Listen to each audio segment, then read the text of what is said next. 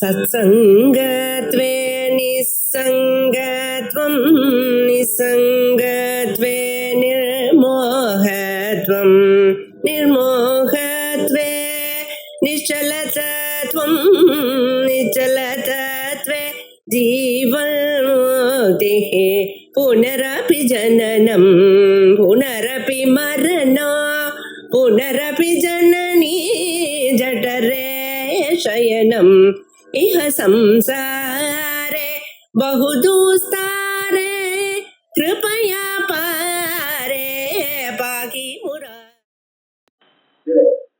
स्वदेहोद्भूताभिः गृणिभिः अनिमाद्याभिरभितः निसेव्ये नित्ये त्वाम् अहमिति तदा भावयति यः किमाश्चर्यम् तस्य त्रिनयन समृद्धिम् तृणयतः महासंवत्साग्निः विरसयति राजन विधिम् स्वदेह உத்பூதாபிஹி கிருணிபிஹி.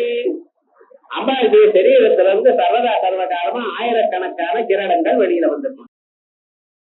பரமேஸ்வரர் இது சூரியன் இருக்க, அந்த சூரியனிடத்துல இந்த கிரணங்கள் வெளில வருதோ இல்லையா, அந்த சூரிய கிரணங்களை தானே நம்ம பாக்குறோம் வெளிச்சம்னு. பகல்ல சூரியனுடைய ரேஸ் எல்லா பக்கத்துலயும் வந்துட்டு இருக்கோம் இல்லையா, அதே விதமா ஏன் அவர் ஜோதி வடிவமா இருக்கார். இந்த ஜோதிஷாக பார்க்கிறது இங்க வந்து தீர்க்கமான ஒரு உபாசனை. நம்ம இருட்டு போகணும் அஜானம் போகணும்னா ஜோதி ரூபமா கடவுளை பார்க்கணும். ஜோதிஷே கடவுள் தான். ஆத்மா சொல்ற ஸ்வயஞ்சோதே அத்ராயம் புரட ஸ்வயஞ்சோதி பவதி அப்படின்னு இந்த ஆத்மா ஜோதி வடிவமா இருக்க. ஆயால் தான் நமக்கு எப்பொழுதும் சந்தேகம் இல்லாமல் நான் நான் தோணிக்கொண்டே இருக்கு. அந்த ஜோதிஷ உள்ள இருந்ததுன்னா உலகம் எல்லாம் இருட்டாயிடுச்சு, அடைச்சுவிடும். இதமந்தம் ஜெகத்ரத்னம் ஜாயேத பவனத்ரயம். எல்லோருக்கும் தன்னை தெரிஞ்சு கொண்டு தானே இருக்க. என்னைக்காவது நான் இல்லைன்னு சொல்றானோ, நான் இருக்கேன் இல்லையே சந்தேகம் யாருக்காவது வருதோ, தான் இருக்கிறேன்னு தனக்கு தானா தெரியறதே அது லைட்ல தான் தெரியுமோ, இருட்டது தெரியாதோ, அப்படியெல்லாம் ஒண்ணும் இல்லையே. காசு இருந்தா தெரியும், இல்லைன்னா இல்லைன்னு இருப்போம். பேங்க் பேலன்ஸ் இவ்வளவு இருந்தா தான் நான் எனக்கு தெரியும் ஏதாவது வச்சுட்டு இருக்கலாம், ஒண்ணும் இல்லையே. அப்ப இந்த நான் நான் என்று எல்லோராலையும் அறியப்படக்கூடியதான இந்த ஸ்வயம் ஜோதிஷாக அந்த ஆத்மா இருக்க, அந்த ஆத்ம ஜோதிஷத்துல இருந்து கிரணங்கள் வெளி நோக்கி செல்கிறது. எப்படி சூரிய நிலத்துல இருந்து எல்லா விதமான கிரணங்களும் எல்லா லோகங்களுக்கும் சென்று இருக்கோ, சூரிய கிரணங்கள் நம்ம மேல வருதுன்னு நம்ம நினைக்கிறோம். ஆனா சூரியனுடைய கிரணங்கள் இதற்கு மேல ஸ்வதலோகத்துக்கும் போறது, பிரம்மலோகத்துக்கும் மேல போறது. அதான் மேல் செல்லக்கூடியதான கிரணங்கள்ல இருந்து அங்க இருக்கக்கூடியதான தாமரைகள்லாம் மலர்கிறதுங்கிற காரியம். ஹிமாலயத்தினுடைய சூரியன் நடுவில் இருந்துருக்க, அந்த சூரியனுடைய லெவலுக்கு மேல ஹிமாலயத்துக்கு உச்சி இருக்கு. அந்த உச்சியில் இருக்கக்கூடியதான குளம், அந்த குளத்துல தாமரைகள் இருக்கு. அந்த தாமரைகள்லாம் மலர வைக்கிறாராம் இந்த சூரியன்.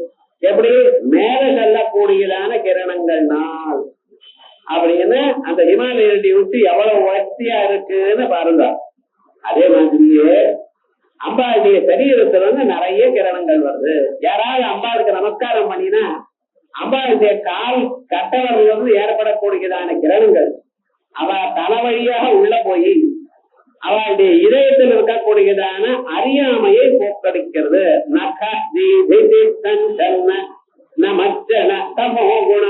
நகம் கால் கட்டவரல ஏற்படக்கூடியதான நகம், அந்த நகத்தினுடைய கிரணங்கள்னால ஏற்பட்டதான அந்த கிரணங்கள் அதை நமஸ்காரம் பண்றவாளுடைய தலைவழியாக உள்ள பொருண்டு அவளுடைய இதயத்தில் இருக்கக்கூடியதான உள்ளிருட்டை போக்கடிக்கிறது.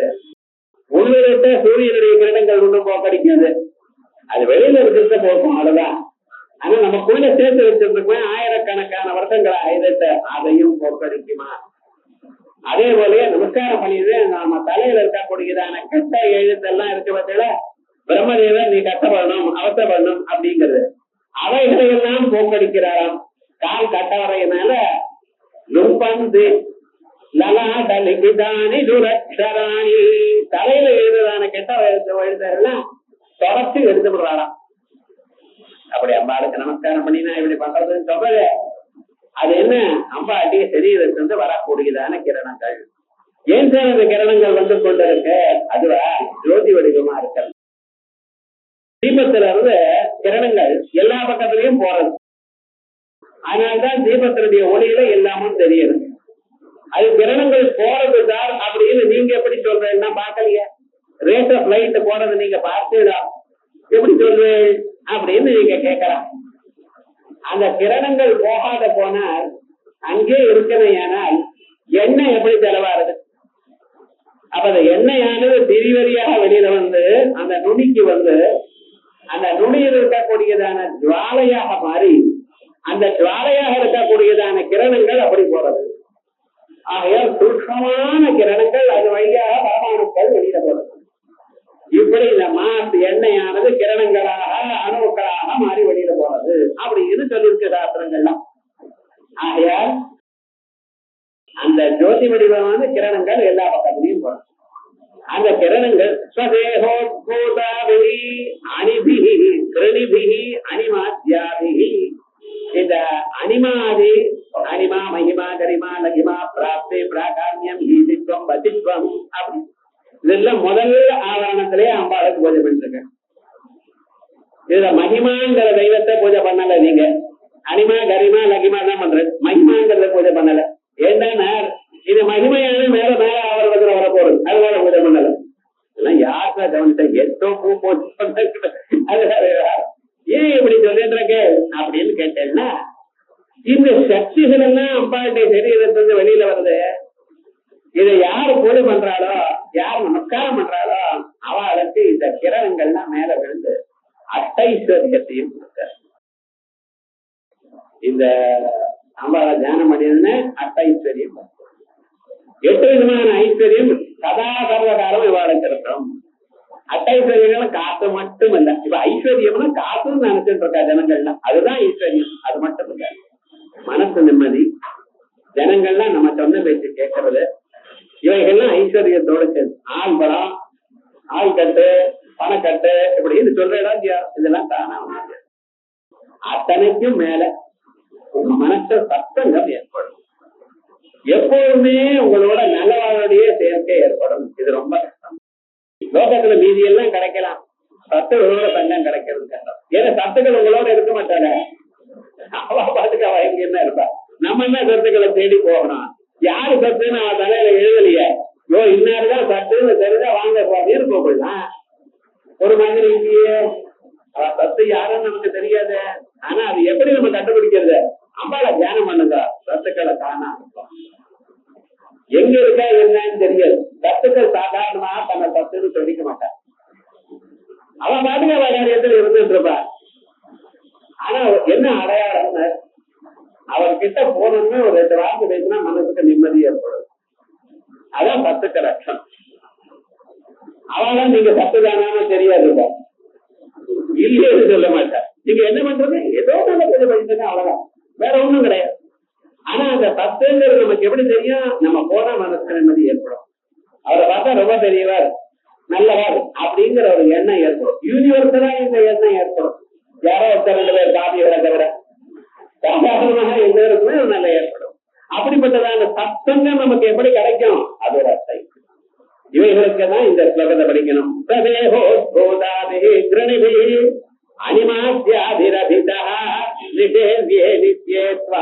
அம்பாள எல்லா பக்கத்திலையும் அனிமா மகிமா கரிமா எனக்கூடியதான அனிமா சக்தி லக்மா சக்தி கரிமா சக்தி இப்படிப்பட்டதான சக்திகள் எப்போதும் அம்பாளை சூழ்ந்து கொண்டிருக்க, அம்பாளுக்கு பூஜை பண்ணி கொண்டிருக்க. அப்படி அமிதி சதா பாவகதியா இப்படி பூஜை பண்ணி கொண்டிருக்க அனிமாதிகளால் போற்றப்பட்டிருக்கக்கூடியதான அம்பாளை இந்த சுதா சமுத்திரத்துல பால் கடல்ல அம்பாள் உட்கார்ந்து இருக்க. எல்லா பக்கத்தையும் அனிமா தேவதைகள்லாம் பூஜை பண்ணிட்டு இருக்க. இப்படி அப்படிப்பட்டதான அம்பாளாக தானான அவத நித்யத்வம் அகமிதி சதா பாவகதியா சிமாச்சரியம் இப்படிப்பட்ட அவனுக்கு சத்திய திரிநயன சமிருத்திம் திரிநயன சமிருத்திம் பரமேஸ்வரனுக்கு இருக்கக்கூடியதான ஐஸ்வர்யங்களை எல்லாம் துரணாக்கக்கூடியதான மகா சம்பர்த்தாக்னி விரதயதி நீராஜனமிதும் மகா சம்பர்த்தாக்னி பழைய காலத்துல இருக்கக்கூடியதான அக்னியம் இவனுக்கு நீராஜனம் பண்றது அப்படின்னு சொன்னா அது என்ன ஒரு ஆச்சரியம். நூலகமும் அவரை போற்றுகிறதுன்னு சொன்னா என்ன ஆச்சரியம். எல்லா ஐஸ்வர்யங்களும் இவன் காலாடியில வந்து விழுறதுன்னு சொன்னா என்ன ஆச்சரியம் ஒண்ணும் கிடையாது. இங்க ஸ்ரீநயனான்னு வரணும். புத்தகத்துல ஸ்ரீநயனான்னு தான் போட்டிருக்கு. ஸ்ரீநயன விதிம் திருநயதா அப்படின்னு அது ரைட்டு தான். சுகுணாதி கணக்கு படிச்சிருக்க வியாக்கரணத்துல. அல்ல ஸ்ரீநயனான்னு போடாம ஸ்ரீநயனான்னு போட்டாலும் ரைட்டு தான். அதனால இது ஒரு பாவனை. அம்பாள 10 பக்கத்திலையும் எல்லா தெய்வதைகளும் வந்து பூஜை பண்றா போலையும் துதிக்கப்படுகின்றதான அம்பாளுக்கு நாம் நமஸ்காரம் பண்ணி அம்பாளோட ஐக்கியமானா போலையும் நினைச்சடையானால் உலகத்தில் இருக்கக்கூடியதான எல்லா ஐஸ்வர்யங்களும் உங்களுக்கு வந்து சேரும். இது ஒண்ணு. இந்த பிறவியில நமக்கு பிராரப்த கர்மான்னு ஒண்ணு இருக்கு. அந்த பிராரப்த கர்மாவில நம்ம என்ன படித்தோமோ அது பிரகாரம் தான் நமக்கு வந்து சேரும். போன பிறவியில அதுக்கு முன்ன பிறவியில நீங்க என்ன கொடுத்து வச்சிருக்கீங்களோ அதுதான் இங்க கிடைக்கும். சாதாரணமா அப்படிதானே கொடுப்பனை இல்லைங்கிற இல்ல அவன் சார் கொடுத்து வச்சிருக்கேன் சார் அப்படிங்கிற. யாரு கொடுத்து வச்சிருக்கான்? இந்த கொடுத்து வச்சிருக்கான் கொடுப்பனை இல்லைன்னு நம்ம சொல்றோமே வழக்கத்துல. இது என்ன அர்த்தம்? போன ஜென்மால பண்ணினதான புண்ணியம் அப்படின்னு. போன ஜென்மால புண்ணியம் பண்ணல நமக்கு எப்படி தெரியுங்கிறட கஷ்டப்படுறோமே இந்த ஜென்மால. வேண்டிய அளவுக்கு வரமாட்டேங்கிறது. ஏதாவது ஒண்ணு வாங்கணும்னா சின்ன வயசுல வீடு வாங்கினா இப்ப வீடு வேலை பறக்கதா இருந்தது. அந்த காசும் வீட்டுல இல்ல. சம்பாதிச்ச 40 வயசுல வாங்குறான்னா அப்ப விலை ஜாஸ்தியா இருக்கு. இப்ப இவ்வளவுதான் இருக்கு.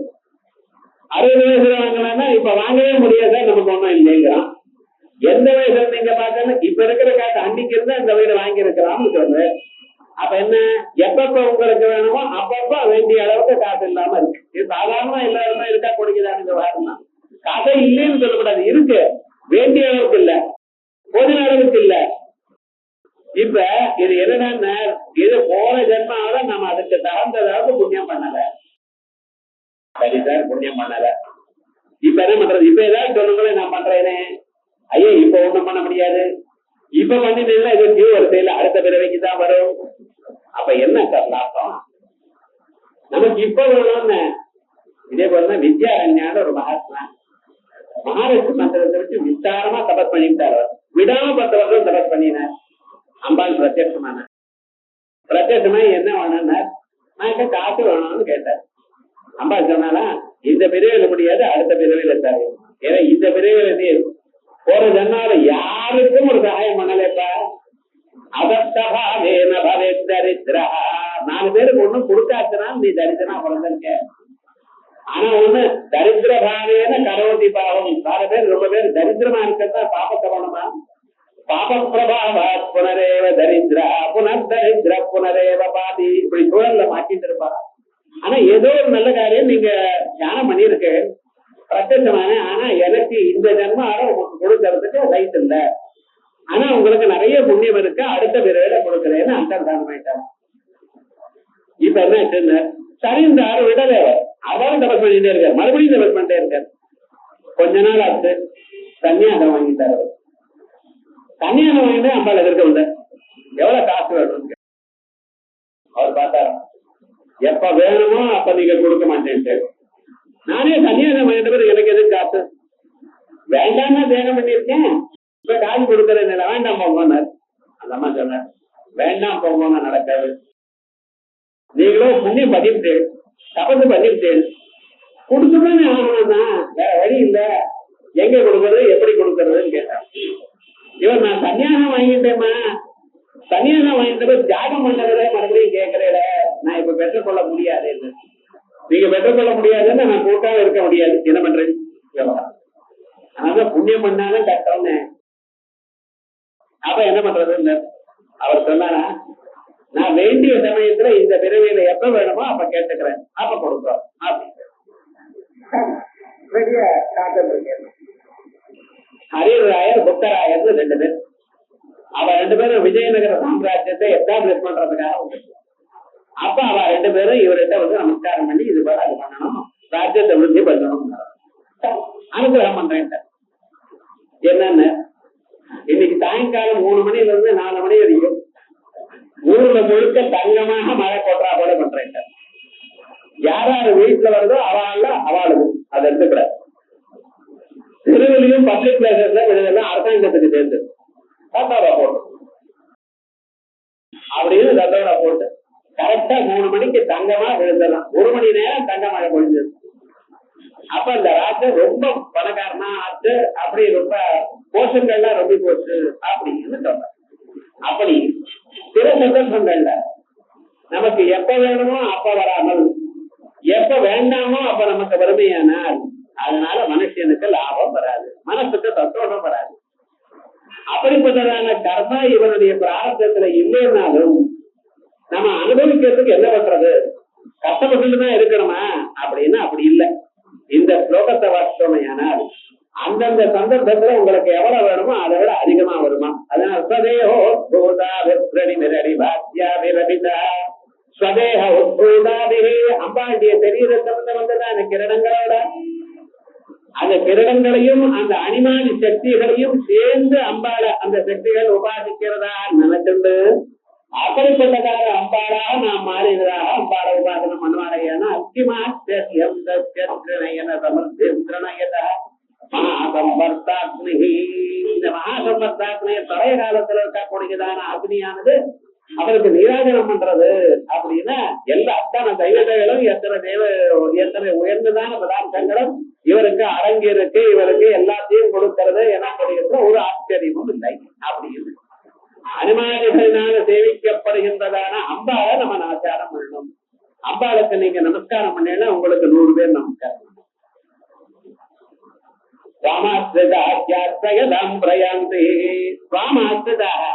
அம்பாளை யார் ஆசிரிச்சாரோ அவன் 100 பேருக்கு ஆசிரியமாறான். அதான் அம்பாள் அந்த சக்தியானது தானா நம்ம கிட்ட வருது. பெரியவர்களை தியாகம் பண்ணோம்னா அந்த சக்தியானது நமக்கு வருது. அந்த சக்தியினால நாம் 4 பேருக்கு தியாகம் பண்ணக்கூடியதான ஒரு நிலவை இருக்கும். ஆகையால் இது அம்பாளை இப்படி தியாகம் பண்ணணும் அப்படின்னு அத்தைஸ்வரியம் வருவதற்காக வீட்டு நமக்கு பிராரத்த கர்மாவனால நம்ம அது பண்ணலையே இது பண்ணலையே, நம்ம எதை பண்ணினாலும் காசு வரமாட்டேங்கிறது, கைகூடி எல்லாரும் வரமாட்டேங்கிறது. நம்ம எத்தனையோ முயற்சி பண்றோம், அந்த முயற்சி சில சமயத்துல வந்து சில இதுல கைகூடி வரமாட்டேங்குது. ஆனா நீங்க தியானம் பண்ணீங்கன்னா அந்த முயற்சி எண்ணிக்காத ஒரு பலத்தை நிச்சயமா பண்ணும். ஒரு காலம் நம்ம இப்படி ஆகணும்னு நினைச்சோம், அப்ப சந்தர்ப்பங்கள் சரியா வரல. ஒரு 10 வருஷம் ஆனப்பட அதோட வசதியா நடந்திருக்கு சார்.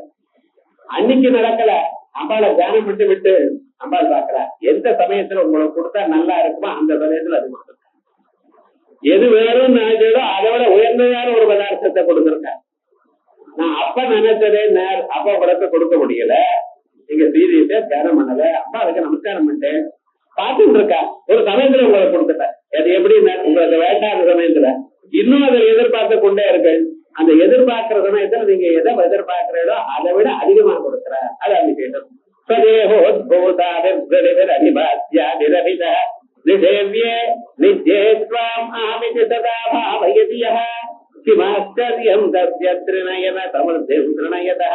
மகாசம்பர்த்தாக்னி விலசயதி ராஜன விதிம் அப்படி